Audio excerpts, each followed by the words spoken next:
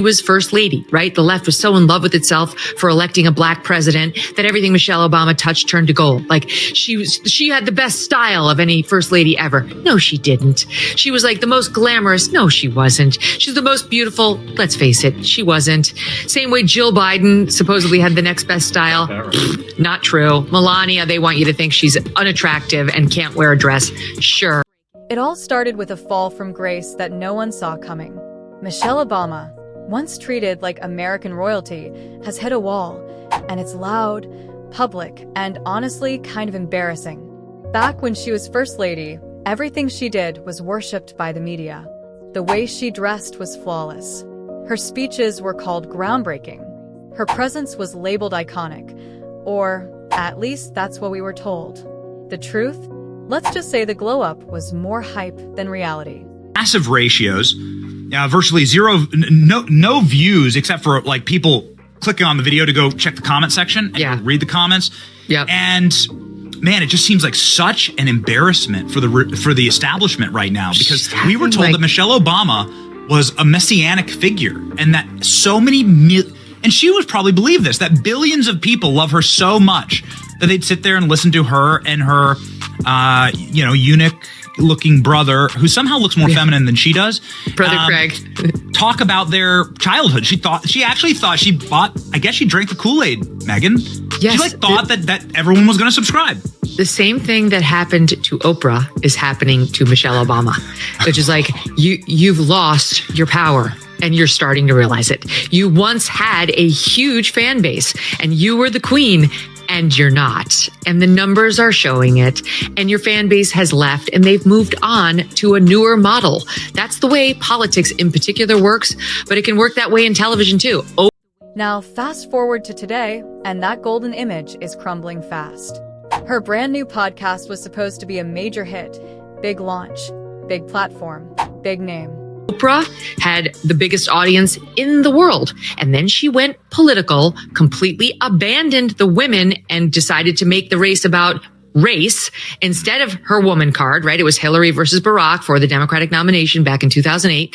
She chose to go with the race and rejected her audience, women of America of all races, who had made her a billionaire. She thumbed the middle finger at them. And that was the beginning of the end for her. No one gives a shit who Oprah thinks should be in office. No one. So she got out there. She tried to campaign for Kamala, But in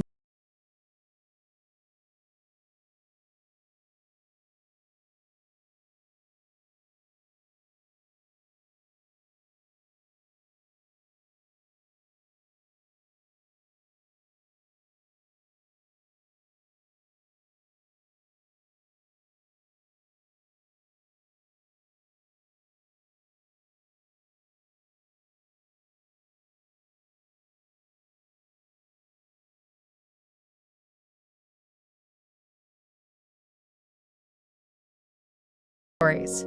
Now let's continue.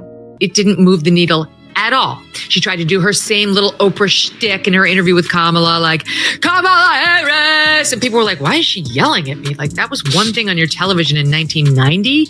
We communicate differently now. Everything's changed, and she hasn't been paying attention. Okay, so enter Michelle Obama. Same. She was a rock star when she was first lady, right? The left was so in love with itself for electing a black president that everything Michelle Obama touched turned to gold. Like she had the best style of any first lady ever. No, she didn't. She was like the most glamorous. No, she wasn't. She's the most beautiful. Let's face it, she wasn't. Same way Jill Biden supposedly had the next best style. Not true. Melania, they want you to think she's unattractive and can't wear a dress. Sure. Okay, so that's what they did. Michelle Obama believed it. She believed it to the point where she named her own memoir Becoming, Benny. Who names their memoir Becoming? Becoming Michelle Obama. You see, it works in so many ways.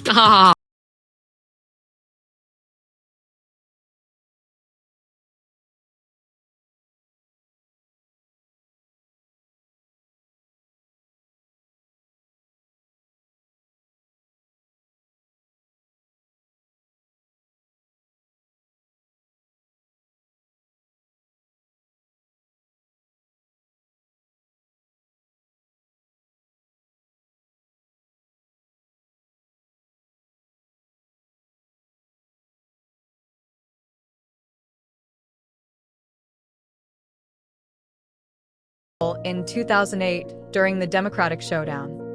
And somebody convinced her if she had debates about whether a hot dog is a sandwich, she could sell it because she's Michelle Obama. No, they've moved on. And the right has always disliked her because they know she hates America. So now she gets out there and you mark my words, it's just going to be a matter of days before she blames this on the racism of Americans who won't embrace her. And I guarantee you she's going to be mentioning her African hair because she said when she was first lady, she wanted to wear her hair in like native African ways or ethnic like ways, but she couldn't because America was too racist and we weren't ready for it. So now she goes out with like 40 bumps. She looks like she's got tumors coming out of her skull and she looks absurd. And for noticing that, we're all going to be